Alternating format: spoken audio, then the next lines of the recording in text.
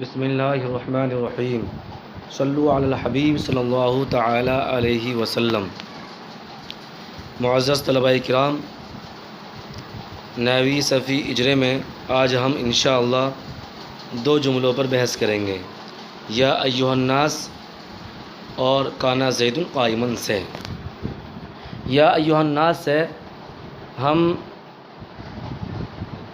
کلام کی صورتوں کو حاصل کریں گے، اور کانا زید قائما سے کانا کے عمل اور کانا کی کتنی قسمیں ہوتی ہیں اور کانا کو ناقصہ کیوں کہتے ہیں، یہ تمام چیزیں ہم پڑھیں گے انشاءاللہ۔ تو شروع کرتے ہیں۔ یا ایھا الناس، اے لوگو، اس کا ترجمہ ہوتا ہے یہ اے لوگو۔ پہلے ترکیب کر لیتے ہیں۔ ترکیب: یا حرف ندا، ایو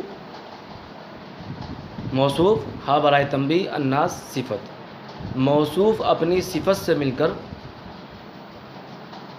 یہ ہوا منادی مفعول بھی، ادو فعل کا۔ ادو فعل اپنے فاعل اور اپنے مفعول بھی سے مل کر جملہ فعلیہ انشائیہ ہوگا، کیونکہ ندا یہ انشاء کی قسموں میں سے ہے۔ ایھا الناس میں جو یا ہے یہ حروف ندا ہے، اور یہ حروف ندا قریب و بعید و متوسط تینوں کے لیے آتا ہے۔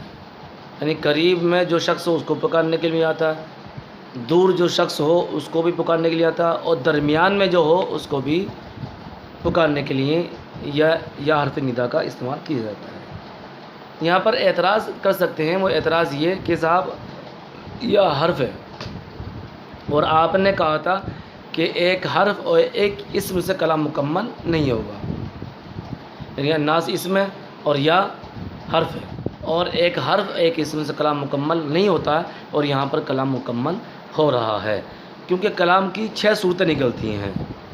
کلام کی 6 صورتیں نکلتی ہیں، جس میں سے 2 جائز ہیں اور 4 ناجائز ہیں، یعنی 2 صورتوں میں کلام مکمل ہو جاتا ہے اور 4 صورتوں میں کلام تام نہیں ہوتا ہے۔ 2 صورتیں وہ ہیں کہ 2 اسم ہو جیسے زید قائم، اور ایک فعل ایک اسم ہو جیسے کہ ضرب زید۔ تو کلام کی یہ 2 صورتیں ایسی ہیں جن سے کلام تام ہوتا ہے، اور کلام تام اس لیے ہوتا ہے، اس کی دلیل یہ ہے کہ ان 2 جملوں میں مسند الیہ پا لیے جاتے ہیں، اور جن جملوں میں مسند الیہ پا لیے جاتے ہیں وہ کلام تام ہوتا ہے، ناقص نہیں ہوتا ہے۔ تو کلام کی 2 صورتیں جو جائز ہیں وہ بیان کر دیں۔ جو ناجائز ہیں، کلام مکمل نہیں ہوتا ہے، وہ یہ کہ 2 فعلوں سے کلام مکمل نہیں ہوگا، یعنی 2 فعلوں سے کلام مکمل اس لیے نہیں ہوگا کہ ایک فعل کیا ہوتا ہے، مسند ہوتا ہے، اور دوسرا فعل وہی مسند ہوگا، تو 2 مسندوں سے کلام مکمل نہیں ہو سکتا، مسند الیہ کی ضرورت پڑے گی، تو یہاں مسند الیہ نہیں ہے، تو خالی مسند سے کلام مکمل نہیں ہوگا۔ جب 2 مسند کس میں پائے جا رہے ہیں، ضربہ میں، تو ضربہ سے کلام مکمل نہیں ہوگا، جبکہ ہم اس میں ضمیر نہ نکالیں۔ 2 حرفوں سے کلام مکمل نہیں ہو سکتا، کیونکہ 2 حرفوں سے کلام مکمل اس لیے نہیں ہوگا کہ حرف نہ مسند تھا نہ مسند الیہ، اور کلام کے لیے مسند الیہ کا ہونا ضروری ہے۔ اور ایک فعل ایک حرف سے کلام مکمل نہیں ہو سکتا، تیسری صورت، یعنی ضربہ من، تو اس سے کلام مکمل نہیں ہو سکتا، کیونکہ ضربہ مسند ہے اور من کچھ نہیں ہے، خالی مسند سے کلام مکمل نہیں ہوگا۔ اور ایک اسم اور ایک حرف سے کلام مکمل نہیں ہو سکتا، تو 4تھی صورت ہوئی ہے۔ جیسے زید من، تو زید یہاں مسند الیہ تو ہے لیکن یہاں پر مسند نہیں ہے، تو خالی مسند الیہ سے کلام مکمل نہیں ہو سکتا۔ اور رہی بات، آپ یہ کہہ دو کہ صاحب اس مسند الیہ دونوں ہوتا ہے، تو صاحب مسند الیہ دونوں ہوتا مانتے ہیں، لیکن ایک وقت میں ایک ہی ہوگا، یا تو خالی مسند ہوگا یا مسند الیہ ہوگا، اور یہاں پر مسند الیہ ہے خالی، اور مسند الیہ ہے، مسند نہیں ہے، تو کلام مکمل نہیں ہو سکتا۔ تو 6 صورتیں ہو گئیں۔ تو اب یا ایھا الناس کی طرف آتے ہیں کہ یا ایھا الناس میں اعتراض ہوا تھا کہ صاحب ایک حرف ایک اسم سے کلام مکمل نہیں ہوتا، اور یہاں پر ایک حرف ایک اسم سے کلام مکمل ہو گیا، تو اس کا جواب یہ دیا جائے گا کہ صاحب یہاں پر یا حرف ندا یہ ادعو جو فعل ہے یا اطلبو جو فعل ہے اس کے قائم مقام ہے، تو یہاں پر ایک فعل ایک اسم سے کلام مکمل ہے، نہ کہ ایک حرف ایک اسم سے. یہ بات ہوئی پوری. اب تم نے دیکھا ہوگا کہ کہیں آتا ہے ایتھا اور کہیں آتا ہے ایھا، یعنی یا حرف ندا اور اسم کے درمیان میں ایھا اور ایتھا لایا جاتا ہے. ایتھا جب مؤنث ہو منادا تو ایتھا لایا جاتے ہیں، اور مذکر ہو تو ایھا لایا جاتا ہے. کیوں لایا جاتا ہے ایھا اور ایتھا؟ ایھا اور ایھا اور ایتھا یہ کلام میں فصل کرنے کے لیے لایا جاتا ہے. یعنی یہاں پر دو اعلی تعریف تھے، ایک یا حرف ندا یہ بھی اعلی تعریف ہے کہ معرفہ کی قسموں میں سے، اور الناس میں جو الف لام ہے یہ بھی اعلی تعریف ہے. تو دو اعلی تعریف کا کلام عرب میں جمع ہونا یہ مکروہ ہے. تو اس کراہت سے بچنے کے لیے مذکر کے لیے ایھا اور مؤنث کے لیے ایتھا استعمال کر لیا جاتا ہے، یا اور اس کے منادا کے درمیان. تو یہاں ایھا دو اعلی تعریف جمع نہ ہو جائیں، ان دونوں کے درمیان فصل کرنے کے لیے ایھا لایا گیا ہے. اب صاحب اس کی ترکیب شروع میں کی تھی، اور شروع میں موصوف صفت کی تھی. یہاں پر جو ترکیب ہوتی ہیں وہ 3 طریقے سے ترکیب ہوتی ہے، لیکن اکثر جو استعمال ہے وہ موصوف صفت کی ترکیب ہے. موصوف صفت میں اعتراض ہوگا وہ بعد میں کریں گے. یہاں پر جو ترکیب ہوتی ہے وہ 3 طریقے سے ہوتی ہے. ایک تو یہ کہ ایو موصوف بنائیں، اور دوسری الناس کیا ہے صفت. دوسری ترکیب یہ ایو کو مبدل من اور الناس کو بدل قرار دیا جائے. اور تیسری ترکیب یہ ہے کہ ایو کو مطبوع اور الناس کو عطف بیان قرار دیا جائے. تو یہ 3 ترکیبیں ہو گئیں. یعنی کیا موصوف صفت سے منادہ مفعول بھی بنا دو، مبدل من بدل سے منادہ مفعول بھی بنا دو، یا مطبوع عطف بیان سے مبدل من وہ مطبوع عطف بیان سے مفعول بھی بنا دو، منادہ مفعول بھی. تو 3 ترکیبیں اس کے اندر کر سکتے ہیں. اب یہاں پر ایک اعتراض کر سکتے ہیں کہ صاحب صفت جو ہوتی ہے وہ جامد ہوتی ہے، اور ہم 2 جگہ دیکھتے ہیں کہ صفت جامد ہوتی ہے، اور وہ 2 جگہ کون سی ہیں؟ وہ یہی ہیں.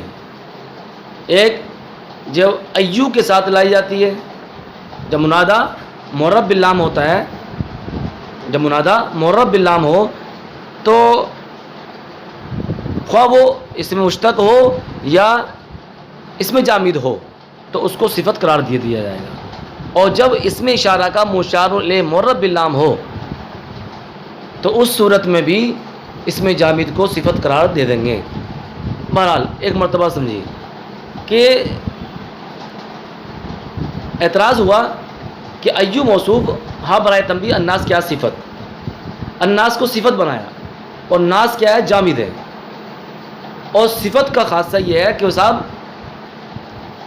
وہ مشتقات سے تعلق رکھتی ہے، یعنی مشتقات میں ہوتی ہے، مشتق ہوتی ہے، جامد نہیں ہوتی ہے. اس میں جامد صفت نہیں بنتا ہے، اس میں جامد وہ عطف بیان بنتا ہے. تو مطبوع عطف بیان کی ترکیب کر لیتے، یا موصوف صفت کی ترکیب کی ہے، تو الناس کو صفت قرار کیوں دیا؟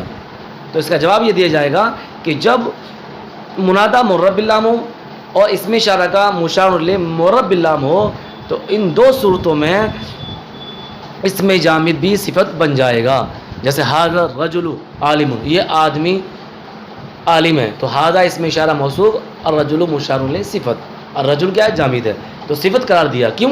کیونکہ ھذا کا اس میں اشارہ ھذا اس میں اشارہ کا مشار الیہ جو الرجل ہے یہ معرب باللام ہے. تو قاعدہ ہے جب اس میں اشارہ کا مشار الیہ معرب باللام ہو تو اس کو صفت قرار دیا جائے گا.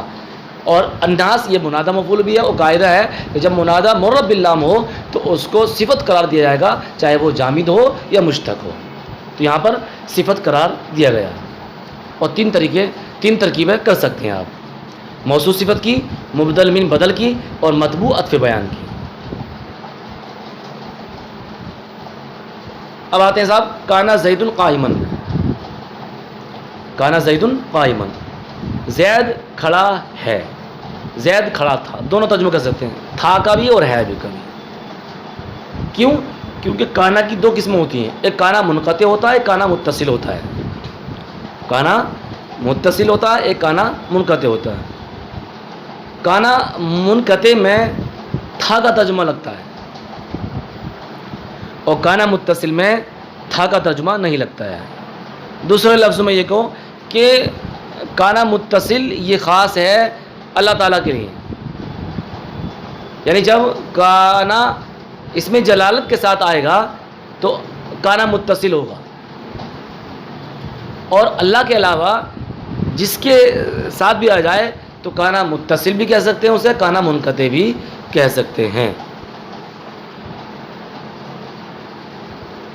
کیونکہ کانا منقطع کی صورت میں انتقال پایا جاتا ہے اور انتقال میں زوال ہوتا ہے، اور معاذ اللہ اللہ تعالیٰ کے لیے زوال نہیں ہے.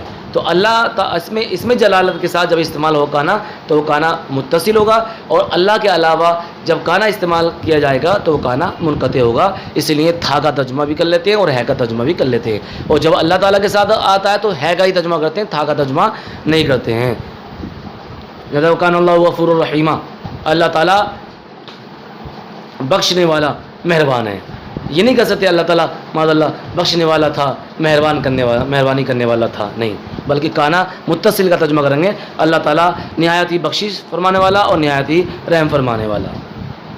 بہرحال کانا زید قائمن، کانا کا عمل یہ ہوتا ہے کہ صاحب اپنے اسم کو رفع اور خبر کو نصب دیتا ہے. اور کانا کی تین قسمیں ہیں، کانا ناقصہ، کانا تامہ، کانا زائدہ. کانا ناقصہ وہی کہ جو عبارت میں ہے، یعنی اپنے اسم کو رفع اور خبر کو جو نصب کرتا ہے وہ کانا ناقصہ ہے. اور ایک کانا تامہ ہوتا ہے، کانا تامہ وہ جو اپنے فائل پر پورا ہو جاتا ہے، جیسے کان المطر بارش ہوئی، اس میں خبر کی ضرورت نہیں پڑتی ہے. اور دوسرے کانا تامہ اس وجہ سے ہوتا ہے کہ اسے اندر معنی مصدری پائی جاتا ہے، اور معنی مصدری کیا ہے؟ ہونا. تو کان المطر کا معنی کیا ہوا؟ بارش ہوئی، یعنی حصل المطر، بارش حاصل ہوئی. ایک کانا زائدہ ہوتا، اگر کلام سے ہٹا دیا جائے تو کوئی خرابی لازم نہیں آتی ہے کلام کے اندر. جیسے قرآن شریف میں کیف نکلم من کان فی المہدی صبیا، کیسے ہم بات کر رہے ہیں جو ابھی گود میں بچہ ہے. تو من کے بعد جو کانا ہے کانا زائدہ ہے. تو کانا کی تین قسم ہوئی، کانا ناقصہ، کانا تامہ، کانا زائدہ. تو کانا زیدن میں زید مرفوع ہے اور قائمن منصوب ہے. زیدن یہاں پر مسند الیہ ہوگا اور قائمن مسند ہوگا. کانا مادہ اس کا کون ہے، یہ اجوف وابی ہے، اجوف وابی ہے. کانا اصل میں کبانا تھا، واو متاری ما کل فتح ہونے کی وجہ سے واو کو الف سے بدل دیا. کیوں؟ کیونکہ کلام عرب میں جب سکالت ہوتی ہے تو تین طریقے اختیار کرتے ہیں، تین طریقے اختیار کرتے ہیں: بدل، حذف اور سکون. یعنی کبھی حرف علت کو بدلتے ہیں، کبھی حرف علت کو حذف کرتے ہیں اور کبھی ساکن کرتے ہیں. دوسرے طریقے سے اس طریقے سے سمجھیے کہ بدل یہ فعل ماضی میں ہوتا ہے، حذف یہ فعل امر میں ہوتا ہے، اور سکون یہ فعل مضارع میں ہوتا ہے. جیسے اکثر ہی قاعدہ بتا رہا ہوں سمجھنے کے لیے، ویسے اپنے لفظوں میں کیسے بھی تعبیر کر سکتے ہیں. بدل جیسے قالا، قوالا تھا، واو متاری ما کل فتح ہونے کے واو کو الف سے بدل دیا تو یہاں بدل پایا گیا. یقولو اصل میں یقولو تھا، واو کی حرکت نقل کر کے ما قلو دے دی، واو کو ساکن کر دیا، یقولو ہو گیا. کیونکہ واو حرف علت ضعیف ہوتا ہے، حرکت قوی ہوتا ہے، برداشت نہیں ہوا، لہذا اس حرکت کو نقل کر کے ما قبل یعنی کاف کو دے دیا، حرف صحیح ساکن کو دے دیا. اور حذف جیسے قل اصل میں اقبل تھا تو یہاں پر حذف پایا گیا. تو کلام عرب میں جب سکالت پائی جاتی ہے تو تین طریقے اختیار کرتے ہیں: بدل، حذف اور سکون. اور اپنے لفظوں میں ایسے سمجھ لیجئے کہ بدل جو پایا جائے گا وہ فعل ماضی میں، اور حذف جو پایا جائے گا وہ فعل امر میں، اور سکون جو پایا جائے گا وہ فعل مضارع میں. کانا یہ فعل ناقص ہے.